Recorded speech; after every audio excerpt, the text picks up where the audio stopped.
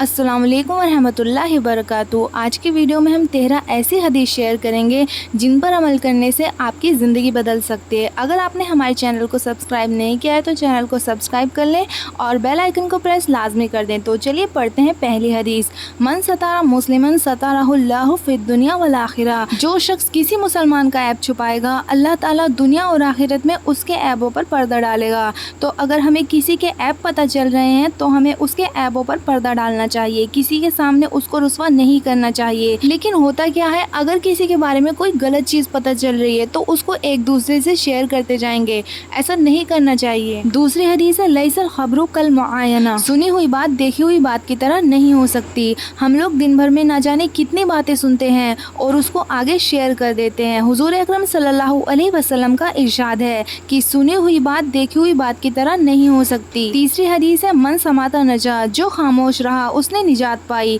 जो जितना ज्यादा बोलता है वो उतना ही ज्यादा फंस जाता है। तो खामोश रहना भी एक इबादत है और जो खामोश रहता है वो निजात पा लेता है। जब जुबान से कुछ गलत नहीं निकलेगा तो उसे शर्मिंदगी भी नहीं उठानी पड़ेगी। चौथी हदीस है हुस्नुल ज़न्नी मिन हुस्निल इबादा।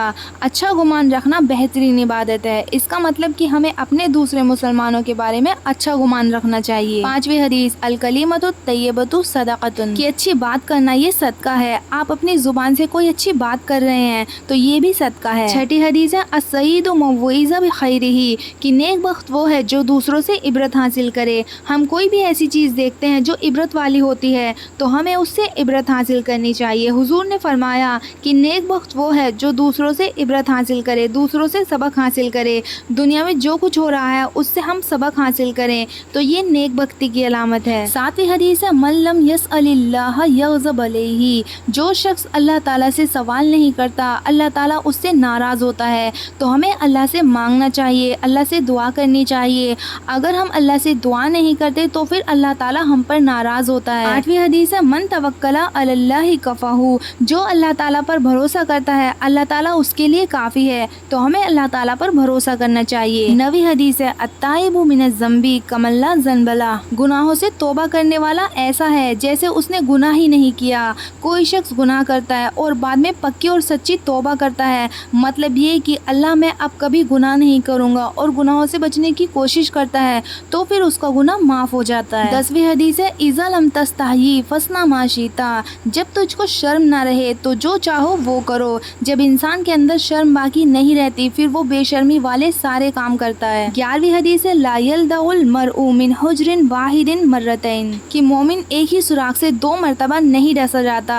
इसका मतलब ये कि मुसलमान एक जगह से एक ही मरतबा धोखा खाता है, एक जगह से 2 बार धोखा नहीं खा सकता। 12वीं हदीस है कफ़ा बिल मरी कज़ीबन अन युहद्दिसा बिकुल्ली मा समिआ। आदमी के झूठा होने के लिए इतना ही काफ़ी है कि जो कुछ सुने बगैर तहकीक के बयान करना शुरू कर दे। हम लोग दिन भर में ना जाने कितनी बात सुनते हैं और सिर्फ सुनकर उनको आगे बढ़ा देते हैं। हुजूर ने फरमाया कि अगर कोई आदमी ऐसा है जो किसी बात को सुनता है और फिर बगैर तहकीक करे कि बात सही भी है या गलत, बगैर तहकीक के कि बस सुना और उसको आगे शेयर कर दिया, तो उसके झूठा होने के लिए इतनी बात काफ़ी है। 13वीं हदीस है अल जन्नतु दारुल अस्खिया। जन्नत सखी लोगों का घर है, यानी जो सखी होते हैं, अल्लाह के रास्ते में खूब खर्च करने वाले होते हैं। जन्नत स्पेशली उन्हीं लोगों का घर है।